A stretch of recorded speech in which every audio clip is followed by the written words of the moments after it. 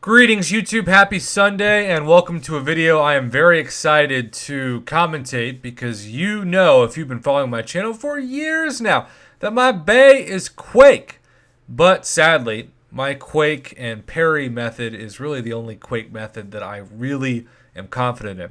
The Quake and shake, the Quake and bake, the Quake and fake, whatever you want to call it, where you don't rely on parry, you don't have really any blocks, you just hold the heavy, swipe back, and evade until the charges detonate that concussion. Well, I'm okay at it. I'm not the worst, but I'm certainly not the best. However, my boy, Triumphant, well, he loves Quake just as much as I do, only he's way better at using her.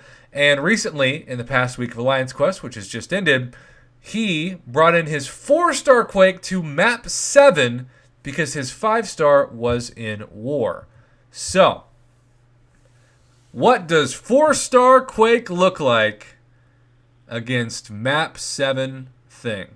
Well, let's just watch and enjoy the beauty that is this fight from an all-time skilled player and somebody that I am proud to call not only my friend, but I affectionately refer to as MCOC Yoda, because anytime I have some questions about the game, including Abyss Run, Zac 6, anything, he is who I hit up.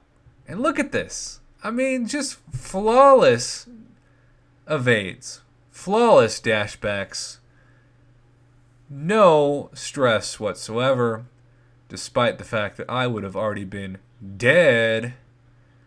And you can see that those concussions still working real well. Those aftershocks, I'm not shocked that he is getting this fight done after one another. And you can see, I mean, this is not a fun fight. In fact, some things put the FU in fun. And this is one of them. You're also racing against that clock, right? Because you know that you are going to have to time out if you don't get the perfection up with this 4-star. This is one of those people that really someday, if Kabam decides it, I would love to see get his hands on like a rank 3 or rank 4 6-star Quake. Now, it'd be the same exact thing. It just would be better damage and a faster fight.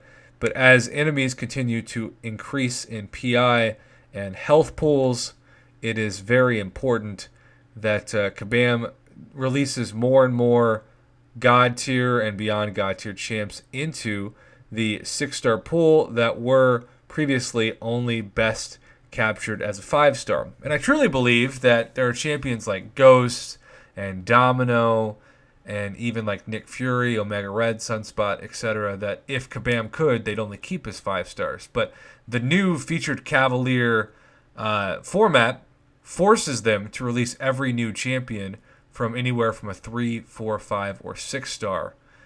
They can't do like a Wolverine and only make it a Grandmaster because they want to make the most money possible. This is also why I believe so many of the champions this year have been just kind of average, because one, they don't want to anger the community to the point of having to rebalance and give compensation because that is just not helping their bottom line.